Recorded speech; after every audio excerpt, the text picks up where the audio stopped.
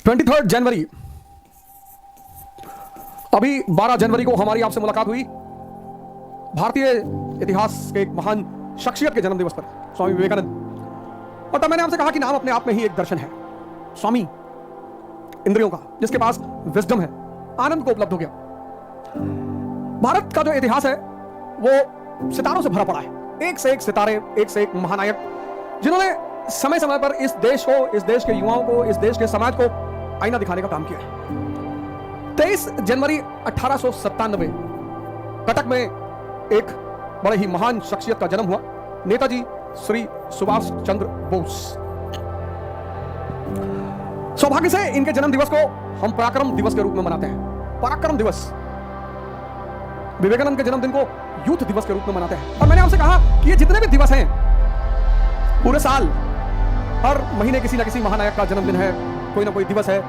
और इस पूरे साल मैं आपको हर महीने किसी ना किसी एक शख्सियत और उसके कंट्रीब्यूशन से अवगत कराऊंगा। पराक्रम दिवस, पराक्रम दिवस, जिसने भी इस जन्म दिवस को पराक्रम दिवस कहा, निश्चित तौर पर बड़ा विचार किया होगा नेताजी के कंट्रीब्यूशन पर, नेताजी के कंट्रीब्यूशन पर बड़ा ही विचार किया होगा। अगर हम इतिहास के स्तर पर देखें, मॉडर्न हिस्ट्री, तो शायद पूरा महीना कम पड़ जाए नेताजी पर चर्चा करने की, पूरा महीना। लेकिन मैं आपसे बार बार कहता हूं कि हर दिवस को किसी ना किसी उद्देश्य से मनाया जाता है। उद्देश्य यह है कि उस व्यक्तित्व से हम क्या ले सकते हैं, उस व्यक्तित्व से हम क्या सीख सकते हैं। वो व्यक्तित्व हमारे लिए एक आईना बन सकता है। पराक्रम, गुलामी के उस दौर में आजाद मानसिकता के साथ पैदा होना, ये अपने आप में एक क्रांति थी। 20वीं शताब्दी, 19वीं शताब्दी के लास्ट फेज में उनका जन्म हुआ 1897। 20वीं शताब्दी में वो युवा हुए। और मैंने कहा कि गुलामी के उस दौर में क्रांतिकारी विचारधारा रखना, आइटन एपिसोड, शिक्षक हुआ करते थे नेताजी के। हालांकि शिक्षक को भारत की परंपरा ने गुरु का दर्जा दिया है, दिशा दिखाने वाला, और गुरु को भगवान का दर्जा दिया है। यह बात एकदम अलग होनी चाहिए। शिक्षक, टीचर, कोच, ये सब दुनियावी ज्ञान के पथ प्रदर्शक हैं। गुरु जो है उसका संबंध अध्यात्म से है। लेकिन फिर भी भारत की संस्कृति में शिक्षक का एक बड़ा ही विशेष स्थान है, और टीचर होने के लिए बड़ी सारी मान्यताओं से ऊपर उठना पड़ता है। तो आगे से मैं टीचर नहीं बना, और कोच बनने में जब इतनी जिम्मेदारियों का वहन करना पड़ता है, टीचर और टीचर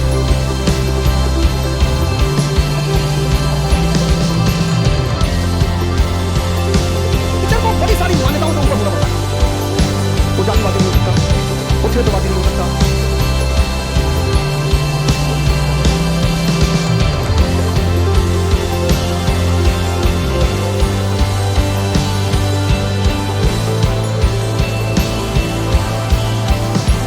संप्रदायवादी हो ही नहीं सकता।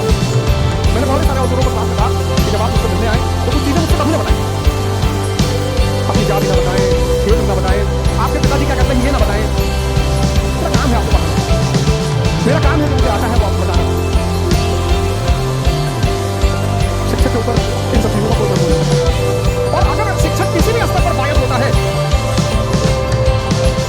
तो वो शिक्षक की गरिमा को भारतीय संस्कृति का मजाक उड़ाया करते थे।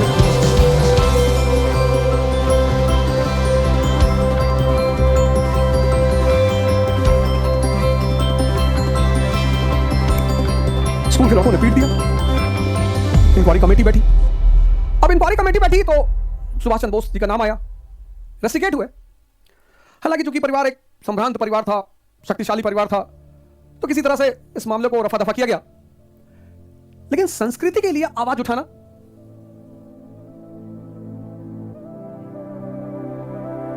मैंने बड़े सारे मौके पे क्लास में देखा कि 98% लोग प्रतिवाद करते ही नहीं, विरोध करते ही नहीं, प्रश्न पूछते ही नहीं। मैंने तो क्लासेस ली हैं जिसमें 700 लोग बैठे रहते थे, 800 लोग बैठे रहते थे, 1000 लोग बैठे रहते थे। और कभी-कभी कुछ बातें में बोलता था कि तुम उत्तेजित हो, खड़े हो, रेजिस्ट करो, बोलो। और ऐसी कोई घटना मुझे याद नहीं जब किसी व्यक्ति ने क्लास में किसी बात का विरोध किया।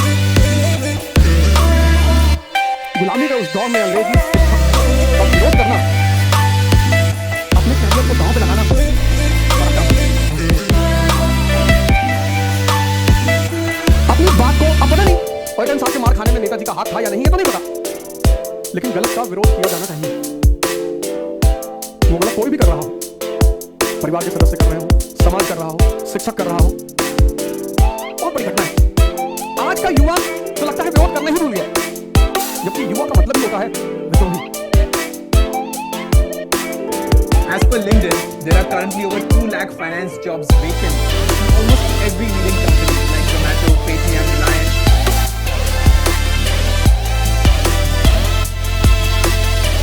Youth means rebel.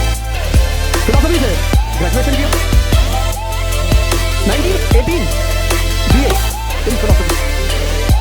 प्रभावित किससे रहे? स्वामी विवेकानंद से। स्वामी विवेकानंद और उनके गुरु रामकृष्ण परमहंस।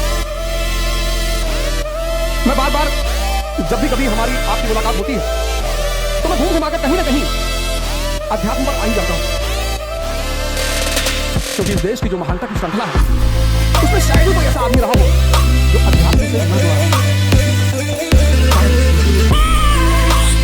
वो कोई भी रहा हो, वो चाहे सम्राट अशोक रहा हो, चंद्रगुप्त द्वितीय रहा हो, समुद्रगुप्त रहा हो, अलाउद्दीन खिलजी रहा हो, अकबर, कोई भी एक बहुसंख्यक महान वर्ग जो भारत का है, बहुसंख्यक महान वर्ग, बात हो सकते हैं ना उसका, उसको देना नहीं करता, लेकिन बहुसंख्यक जो महान वर्ग है उसमें से एक बात अध्यात्म परंपरा से लगाओ, ज्ञान परंपरा से लगाओ, ध्यान परंपरा से लगाओ। और एक बड़ी जबरदस्त बात कही नेताजी ने। उन्होंने कहा हमने टेंस को 3 पार्ट में किया, पास्ट, प्रेजेंट और फ्यूचर। बड़ी प्यारी बात। ग्रामर से अध्यात्म को जोड़ दिया। इंग्लिश ग्रामर, पास्ट, आप यहां से सिर्फ सीख सकते हो, उस पर सोच नहीं सकते, सिर्फ सीख सकते हो, सिर्फ उसको बदल नहीं सकते, उस पर रो नहीं सकते। और अगर उसे निरंतर याद करते हो तो तुम्हारा प्रेजेंट, क्या वर्ड है प्रेजेंट, प्रेजेंट का एक मतलब गिफ्ट भी होता है। कितना मैंने उसे प्रेजेंट दिया, तुम बर्थडे में मुझे क्या प्रेजेंट दोगे, प्रेजेंट का मतलब गिफ्ट। सुभाष चंद्र बोस का कहना है कि जिसने प्रेजेंट में जीना सीख लिया उसका फ्यूचर महान हो गया। यहां तुम कुछ कर नहीं सकते, यहां कर सकते हो, यहां तुम कुछ कर नहीं सकते, यहां कर सकते हो फ्यूचर में, लेकिन ये फ्यूचर की जो धारा है वो प्रेजेंट से जुड़ी हुई है। जैसे मैंने बहुत सारे युवाओं को देखा, बहुत सारे युवाओं से मुलाकात होती रहती है लगभग ऑल ओवर इंडिया में, वो इस बात को लेकर परेशान है कि ध्यान शुरू करेंगे बड़ा टाइम लगेगा, कुछ नहीं लगेगा। कहते हैं योग शुरू करें, 27 साल उम्र हो गई तो कौन सी उम्र हो गई, तो कौन सी उम्र हो गई, 30 साल उम्र हो गई तो। परिवर्तन की कोई उम्र नहीं होती, परिवर्तन की कोई उम्र नहीं होती। और पूरा जीवन तुम्हारा मन पर चलता है, पूरा मन को बाहर कर दो, जीवन खत्म। तुम्हारा पूरा जीवन, लाइफ का एक एक पल मन के सहारे चलता है। और अगर वही कमजोर हो गया तो बोलते प्रेजेंट। ध्यान भी तो यही है, प्रेजेंट में रहना। सुभाष चंद्र बोस का कहना था कि जिस भी युवा ने अपने प्रेजेंट को देख लिया, learning is a slow process. चाहे साइकिल सीखना हो, ध्यान सीखना हो, कार ड्राइविंग सीखना हो, पढ़ना सीखना हो, कुछ भी अगर सीखना है तो प्रोसेस स्लो होगी। जब वो प्रोसेस स्लो होगी तो तुम्हें लगेगा बहुत टाइम जा रहा है, नहीं कुछ नहीं जा रहा है, क्योंकि एक बार जब तुम सीख गए तो इतनी स्पीड पकड़ोगे। तुम अगर याद करो, जब तुमने कार चलाना सीखा, 20 की स्पीड, 25 की स्पीड, 30 की स्पीड, 40 की स्पीड, और वही कार जब तुम्हें मौका मिला तो तुम 100 की स्पीड, 120 की स्पीड, 140 की speed. Learning is a slow process. ये बहुत बड़ा फॉर्मूला है। Learning is a slow process, but once you learn, एक बार तुम सीख गए तो कितनी भी गति दे दो। बहुत बड़ा फॉर्मूला है कि एक बार तुम सीख गए तो तुम कितनी भी गति दे दो, फिर तो तुम्हारे ऊपर। एक बार तुम्हारा मन तुम्हारे बस में है तो तुम 10 घंटे पढ़ो, 15 पढ़ो, पर अगर वो तुम्हारे बस में नहीं है तो 1 घंटा पढ़ना मुश्किल है। उस मन को बस में करने में जितना समय लगेगा बस वही समय है। Learning is a slow process, but once you learn, सीखना एक धीमी प्रक्रिया है, लेकिन सीखने के बाद गति दी जा सकती है, और सीखने की कोई उम्र नहीं होती। सुभाष चंद्र बोस ने कहा कि भारत की आध्यात्मिक परंपरा में ही भारत का भविष्य छुपा हुआ है। क्या बात है। सुभाष चंद्र बोस ने कहा कि भारत की आध्यात्मिक परंपरा में भारत का भविष्य छिपा हुआ है। The future of India lies in the spiritual background of India. वो स्पिरिचुअल बैकग्राउंड भागना नहीं सिखाता, छोड़ना नहीं सिखाता, अपलिफ्टमेंट सिखाता है। मैं बार बार ये बात कहता हूं कि भारत की ध्यान परंपरा को इतना बदनाम किया गया है, इतना, क्योंकि पूरी दुनिया को पता है कि एक बार इस देश एक सुभाष चंद्र बोस ने पश्चिम को हिला दिया, एक। तो सोचो अगर ऐसे 10 करोड़ युवा हो गए भारत में, फिर पश्चिम को अगर भारत की किसी चीज से डर लगता है तो भारत की ध्यान परंपरा से डर लगता है, और किसी चीज से डर नहीं लगता। उसको अगर भारत की किसी चीज का भी भय है तो बस एक चीज का भय है, भारत की ध्यान परंपरा का भय।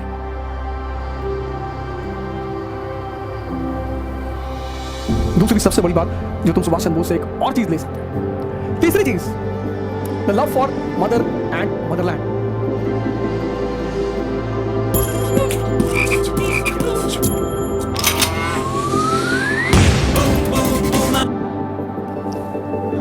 वैसे भी जो लोग अपने माँ बाप की इज्जत नहीं करते और जो लोग अपने माँ बाप की सेवा नहीं करते, उनका मनुष्य होना बेकार है, बेकार ही है। माँ बाप मतलब भगवान, एक ऐसे लोग जो बिना किसी स्वार्थ के आपके साथ हमेशा खड़े हैं।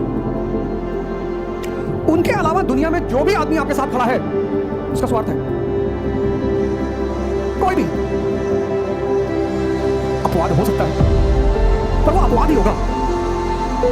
लेकिन हमारी एक साइकोलॉजिकल आदत है कि जो लोग हमें ज्यादा सम्मान करते हैं, ज्यादा इज्जत देते हैं और बिना कारण करते हैं, हम उनको निग्लेक्ट करते हैं, हम उनको निग्लेक्ट करते हैं। ये हमारी आदत है, ये भारतीयों की बहुत गंदी आदत है। अरे कहते हैं घर का ही तो है, अरे मम्मी ही तो है। एक दिन गांधी जी ने बड़ी अच्छी जीवनी लिखी, जीवनी की टाइटल लिखी, माय एक्सपेरिमेंट्स विद ट्रुथ। और मुझे लगता है कि जीवन में हर व्यक्ति को एक्सपेरिमेंट्स करते ही रहने चाहिए। कभी एक दिन झूठ मूठ का नाटक ही कर दो कि पापा ने घर से भगा दिया, पैसा नहीं है मेरे पास, अब मैं कहां जाऊं। फिर देखो तुम्हारे साथ कितने लोग हैं। माँ बाप यानी भगवान। और नेताजी अपने माँ के प्रभाव में बहुत ज्यादा थे। उन्हें कहानियां सुनाती थी, ऐतिहासिक महाभारत की कहानियां, रामायण की कहानियां, भारत के महानायकों की कहानियां।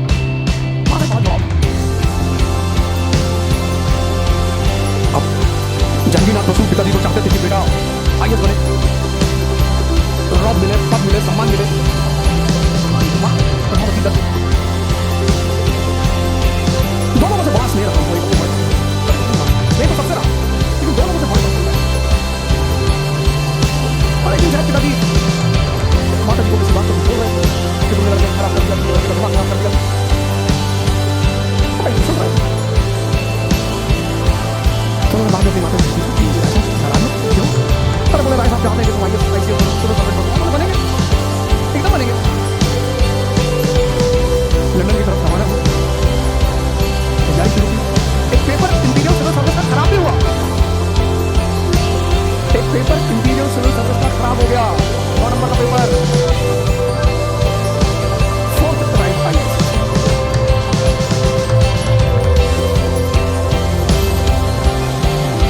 $1920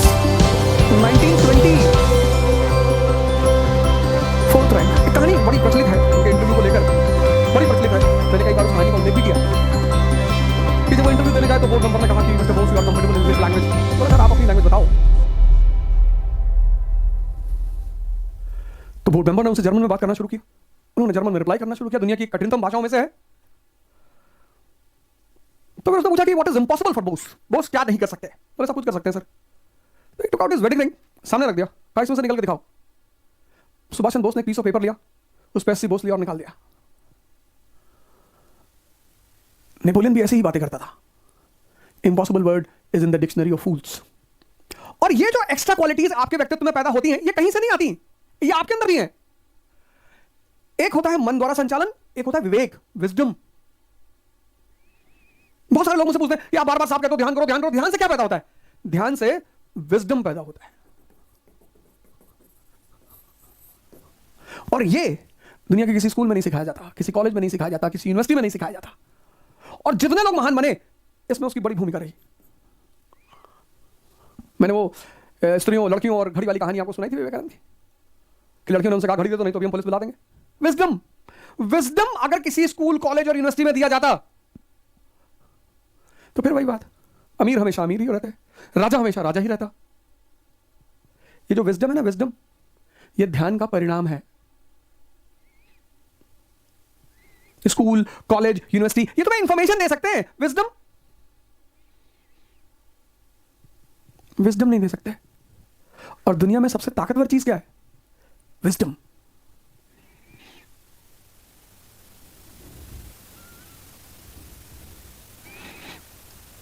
विजडम।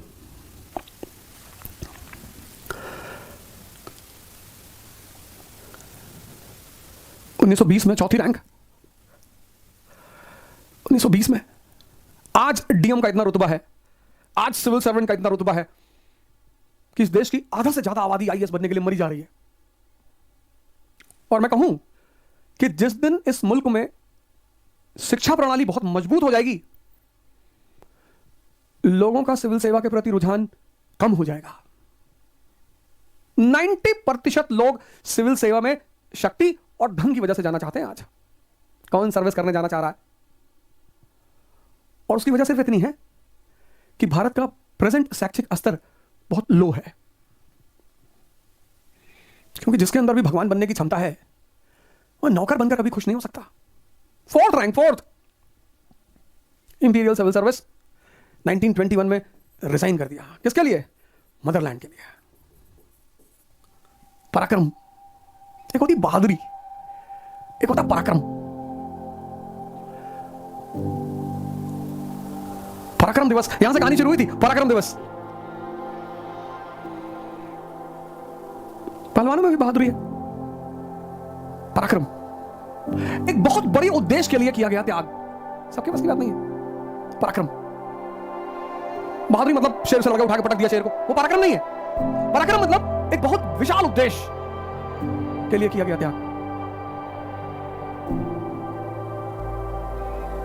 और आज भारत का युवा रो रहा है। न जाने कितने सुभाष चंद्र बोस इस देश में बैठे हुए हैं। उनको जरूरत किसकी है? शारीरिक और मानसिक ताकत की, जिससे उनके अंदर पराक्रम पैदा हो सके, जिससे वो बड़े बड़े उद्देश्यों के लिए त्याग कर सके छोटी छोटी चीजों का। पराक्रम, क्या वर्ड रखा गया उनके बर्थडे पर, पराक्रम दिवस। क्या शब्द का चयन किया गया, पराक्रम दिवस। बहादुरी नहीं, पराक्रम, महान उद्देश्य के लिए किया गया त्याग। मां की भी इज्जत रखी, मातृभूमि की भी इज्जत रखी। नेशनल एजुकेशन का जो प्रोग्राम चलाया गांधी जी ने एनसीएम में, नॉन कोऑपरेशन मूवमेंट में, तो नेशनल कॉलेज के प्रिंसिपल बने सुभाष चंद्र बोस। गांधी जी से मतभेद रहे, मनभेद कभी नहीं रहा, कभी नहीं रहा। बड़ी उटपटांग कहानियां फैलाई गई हैं गांधी जी और सुभाष चंद्र बोस जी के बारे में। बहुत पैट्रियट ऑफ द पैट्रियट्स कहा उन्होंने गांधी जी। बड़ी उल्टी सीधी कहानियां उनके बारे में, बोस जी के बारे में और गांधी जी के बारे में फैलाई गई। अब जब हमारे यहाँ ऐसे लोग गांधी जी के बारे में पढ़ाएंगे जो गांधी को बदतमीज बोलेंगे और गाली देंगे,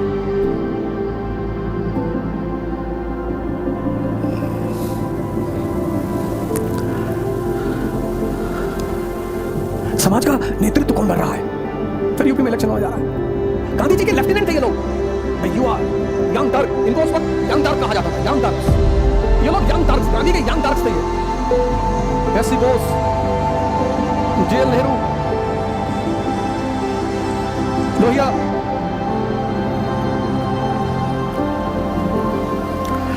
जयप्रकाश नारायण, ये सब गांधी के यंग टर्क्स थे। भगत सिंह, ये सब गांधी के दुश्मन नहीं थे। ये सब गांधी के दुश्मन नहीं थे, ये सब गांधी के यंग टर्क्स थे। टर्क्स लड़ाकू कौम है ना, तो यहां टर्क मतलब लड़ाकू। पराक्रम, सोशलिस्ट मूवमेंट को जब बढ़ावा मिला 1929 के बाद, 1929 के बाद, जब आप मॉडर्न इंडिया पढ़ेंगे, ग्रेट डिप्रेशन, जब एक तरफ उजाला हुआ, लाइट कहां? यूएस के साथ, और दूसरी तरफ अंधेरा हुआ, डार्कनेस कहां? यूएस। ये कितनी बड़ी इंपॉर्टेंट है 1929 ग्रेट डिप्रेशन, और इंपॉर्टेंट डे 1929। एक तरफ उजाला हुआ, यूएस के साथ, समाजवाद का बड़ा बोलबाला हुआ, और दूसरी तरफ अंधेरा हुआ, डार्कनेस, यूएस और कैपिटलिस्ट वर्ल्ड।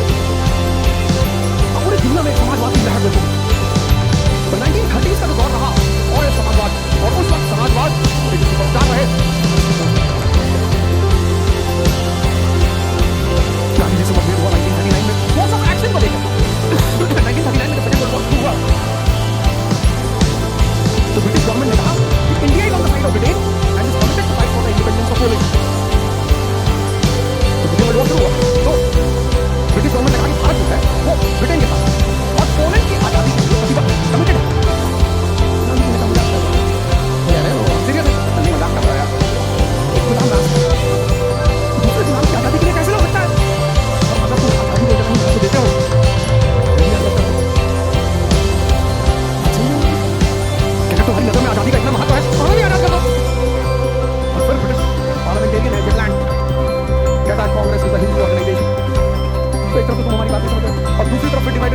रहे हो, गेम खेल रहे हो।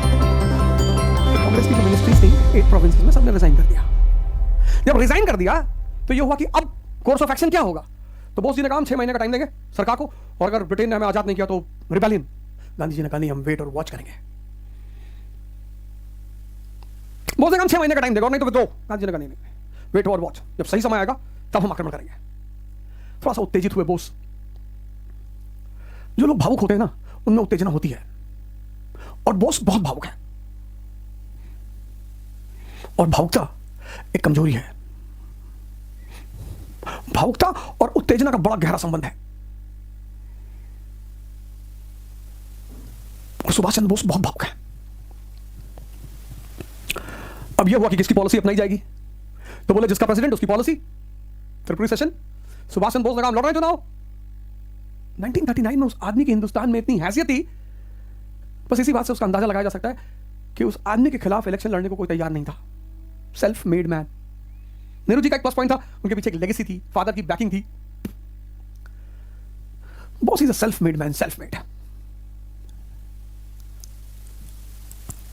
लेकिन भावुक है। भावुकता जो है ना, खतरनाक है। वो बहुत खतरनाक है।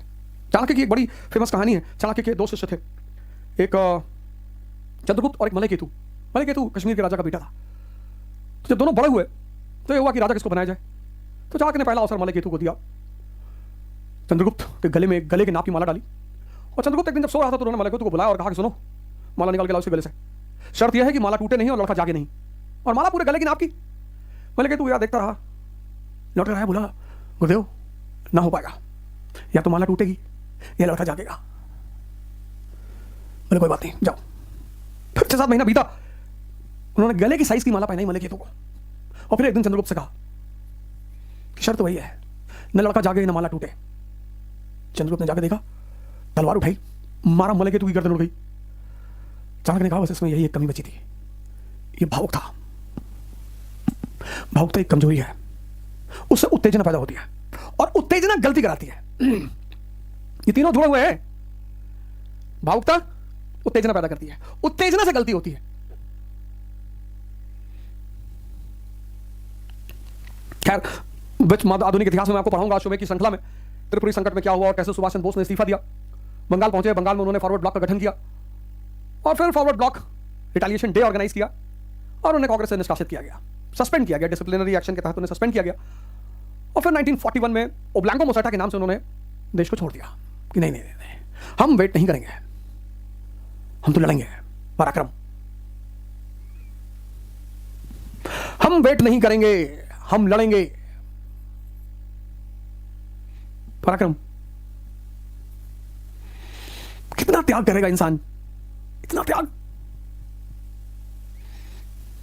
मैं इस देश के युवाओं से निवेदन करता हूं, प्रार्थना करता हूं, हाथ जोड़ता हूं कि बदल लो अपने आप को। कुछ भी नहीं बिगड़ा, कुछ भी उम्र हो तुम्हारी। शेर शाह सूरी 65 साल में हिंदुस्तान का शहंशाह बना। परिवर्तन ही परिणाम देगा, और त्याग सिर्फ ताकतवर आदमी कर सकता है। भिखमंगा और कमजोर क्या त्याग करेंगे।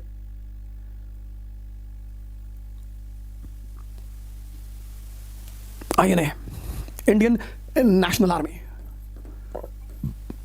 जर्मनी पहुंचे, पहले इंडियन लीजन का गठन किया, जय हिंद का नारा दिया, फ्री इंडिया सेंटर बनाया। इतना एक्टिव आदमी, देश के लिए इतना जुनून। वहां से निकले, सिंगापुर पहुंचे, जापान से मदद लिया। मोहन सिंह आईएनए ऑलरेडी बना चुके थे। हांगकांग कन्वेंशन में आईएनए का कमांड सुभाष चंद्र बोस जी को मिला।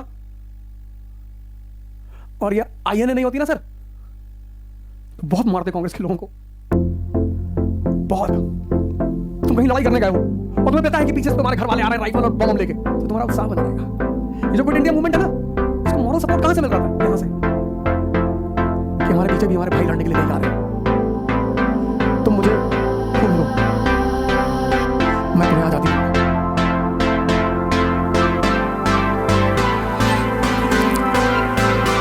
जापान की पराजय के पश्चात एक वॉर गिरने में करीब होना चाहिए था,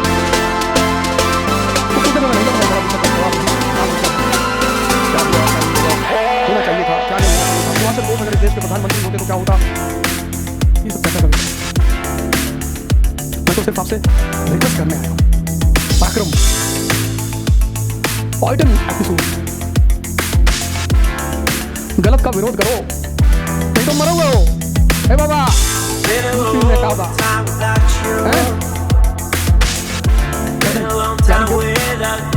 अभी सुधार लो, आज सुधार लो,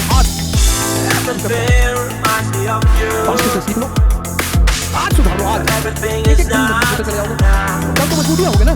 सिंपल सी बात है, आज आज मजबूत हो, फिर कल तुमने वही चीज जारी रखी, फिर तुमने वही चीज जारी रखी, आज मजबूत करो, आज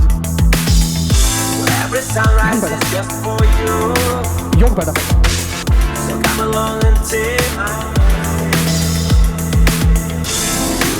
मदरलाइन सर, हमारी माता जी तो आज ही फूक देती हैं, आज भी मैं उनसे करीब 4-5 की पूरी बड़ी बात करता हूँ, तो क्यों उठा के मार देंगे। बुढ़ापे का सबसे बड़ा मतलब जब जवान बेटे को या बेटी को माँ बाप जाते हैं समाज के सामने, बच्चों को आप देखो, बच्चे ने अगर आपको डाटा मना करके कर गए, बच्चे को मना, बच्चा अगर आपको मना कर गए, बच्चे को आप आइए, हम पब्लिकली आपको दिखाएंगे आपको डाटा, और आप आगे कहाँ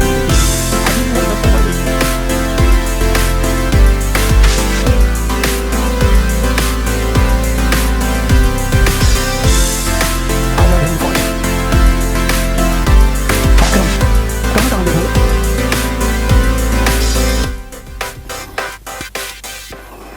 23 जनवरी पराक्रम दिवस। जय हिंद।